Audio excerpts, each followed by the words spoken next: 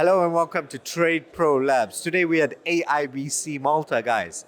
And right now we've got Miroslav Duric, correct? That's how he's a qualified lawyer, I believe. Yeah, attorney Solicitor. at TPL Interview.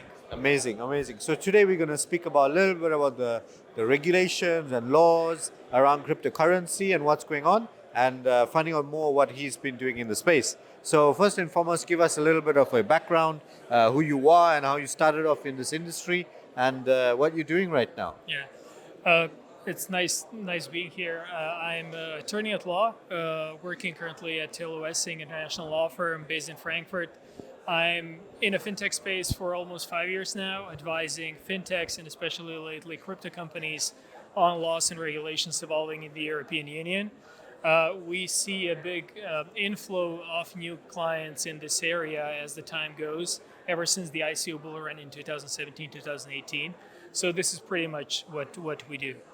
Amazing, amazing. And when did you get into crypto, or how did you get into crypto? Actually, it was during the ICO bull run, so when the ICOs were just popping up. So yeah, we were helping clients with the token offerings back in the day, and but the things have changed in the meantime.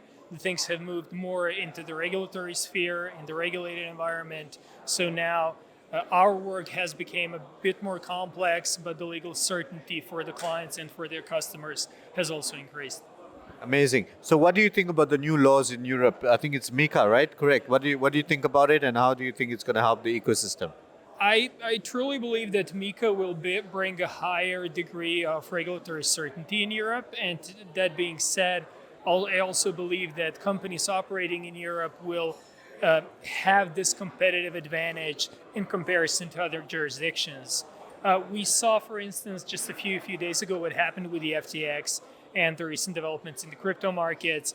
These are some things that are completely prevented under MiCA, so there are safeguards in place that would effectively prevent companies from using client funds in this way. So that being said, I truly believe that also startups starting in Europe will also have an upper hand because they will also have a chance to explore the full potential of the EU single market based on one single set of rules. Perfect. So, tell me a little bit about the FTX scenario, and tell me exactly what your thoughts are about it, and exactly how can we prevent that?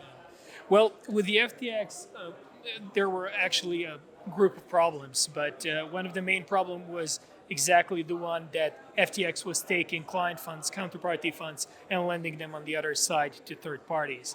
And this is a very big problem, because if you put your crypto in a wallet at the FTX as a customer, you of course expect them to return your crypto to you, your keys, once you want to sell them or to transfer them.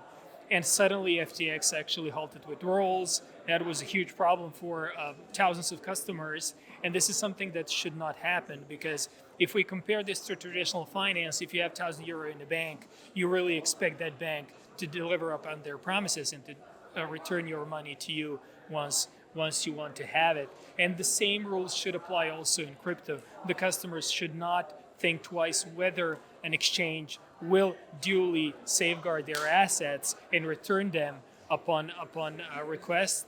Then customers should be completely relaxed when it comes to this. And I think that regulation is really stepping in now and providing this higher level of regulatory certainty when it comes to this. Amazing, amazing. And can you tell me what your thoughts are in the future about this technology, and where is it going right now?